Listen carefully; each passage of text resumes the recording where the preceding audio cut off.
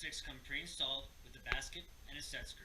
To swap it out, all you need is a Phillips head screwdriver. With your Phillips head screwdriver, remove the set screw.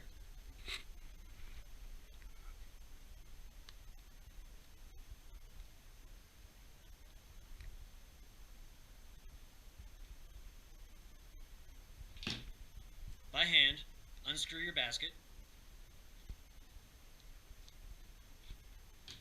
and install your new one.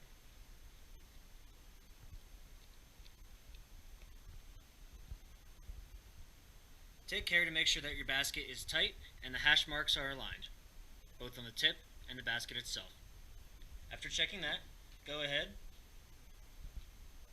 and screw in the set screw.